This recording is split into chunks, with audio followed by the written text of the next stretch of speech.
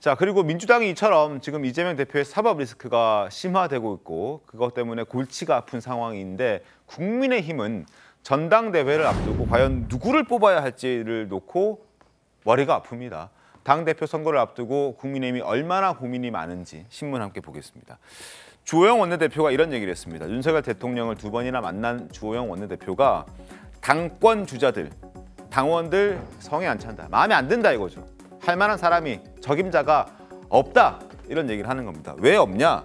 일단 수도권에서 대처가 돼야 하는데 지금 나와 있는 사람들 김기현 의원, 윤상현 의원, 조경태 의원, 황교안 전 대표, 그리고 권성동 의원, 안철수 의원, 그다음에 유승민 전 의원 다 안 된다 이거죠. 왜냐? 수도권에서 일단 대처가 안 되고 MZ 세대에게 인기가 없다. 인기가 있는 대표여야만 하는데 이런 지적들을 하는 겁니다.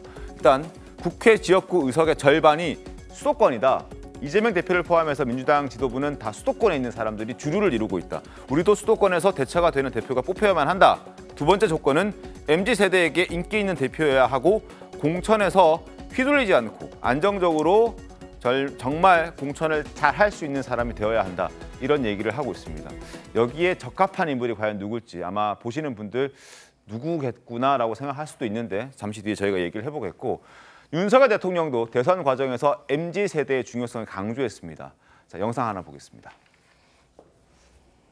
민지한테 연락이 왔어? 요즘 MZ 세대가 이런 것 때문에 힘들다는데 이거 우리가 좀 나서야 되는 거 아니야? 채용 공고나는 곳이 이렇게 없어서 어떡하나? 결혼하고 싶어도 살 곳이 없다는데 애 낳고 싶어도 이게 돈이 너무 많이 들어간다는 거야. 야, 민지가 해달라는데 한번 좀 해보자. 같이 하면 되잖아. 자, 그리고 지금 이 시점에서 MZ 세대를 그들의 마음을 가장 잘 대변하고 그리고 수도권에서도 대처가 가능한 인물 바로 한동훈 법무부 장관이 꼽히고 있습니다. 경향신문입니다. 바람몰이, 시기상조 여러 의견들이 엇갈리고 있지만 한동훈 차출론이 계속 입에 오르내리고 있습니다. 일단 장내 정치 지도자 선호도 조사가 최근에 있었는데 한동훈 법무부 장관이 10%로 이재명 더불어민주당 대표에 이어서 2위에 올랐고 여권만 봤을 때는 홍준표, 안철수, 오세훈 보다 더 잘 나왔습니다. 격차도 더 컸습니다.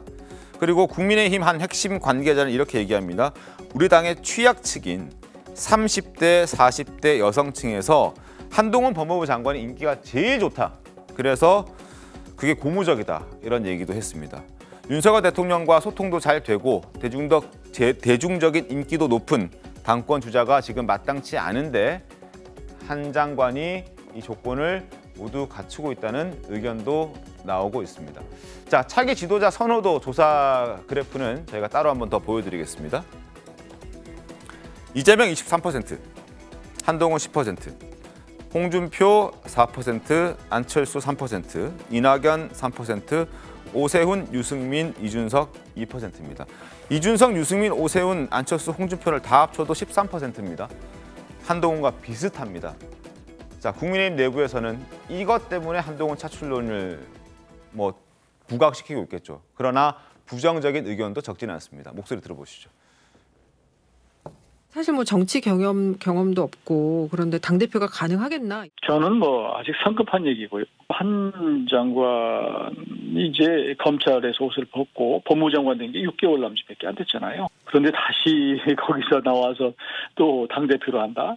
그러나 개인적으로야 좀 스타 기질도 있고 요즘에 들어보면 약간 팬덤도 좀 생겼다 이렇게 얘기들을 하는데 그걸 가지고 또 금방 그렇게 전당대회 이제 3달 정도 남아 있는데 거기에 이렇게 참여하는 이런 것은 적절치 않다고 생각합니다.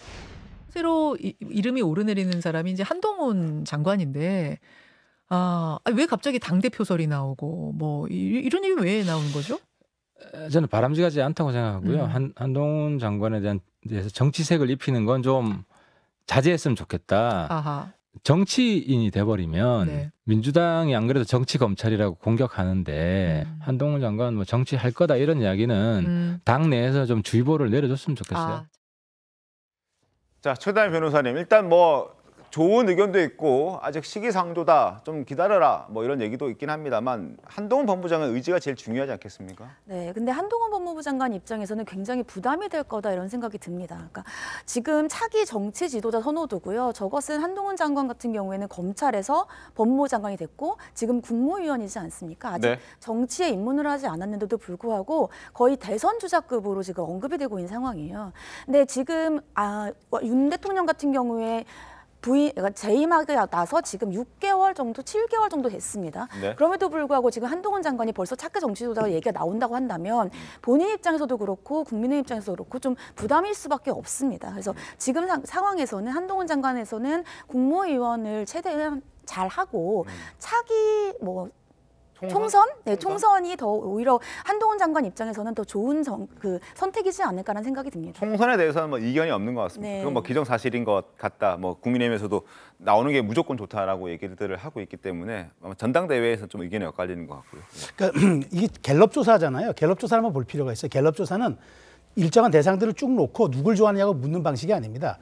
누가 정치 지도자 좋아하느냐고 바로 주관식으로 묻습니다. 그러면 여기에 응답하는 분들은 아무래도 현실적인 상황에서 이슈에 부각되는 분이라든가 미디어 노출 빈도가 높은 분들은 응답할 수밖에 없어요. 그래서 이재명 대표가 23%까지 올라간 겁니다. 그러니까 지금 이게 방증하는 거는 한동훈 지금 장관이 굉장히 핫하게 지금 부상하고 있는 핫 이슈의 인물이다라는 점을 보여주는 게 첫 번째입니다. 두 번째는 한동훈 장관이 정치적인 감각이 있는 건 분명해 보이는데 네. 정치적 감각과 정치적 리더십은 또 다른 문제입니다. 그래서 지금 그 하태경 의원이 지적한 대로 법무장관의 역할을 하는 과정에서 자꾸 이런 얘기들이 나오면은 법무장관이 수사에 영향을 끼치는 건 아니지만 그럼에도 불구하고 혹여나 나중에 민주당이 얘기하는 이게 정치검찰, 그다음에 이게 언론 야당 탄압 이런 데 대한 정당성을 심어줄 것도 되기 때문에 호사가들의 얘기는 할 수 있지만 국민의힘에서 자꾸 이 얘기를 부각하는 거는 저는 전략적으로는 좀 피해야 될 상황이다라고 말씀드리고 싶습니다. 알겠습니다.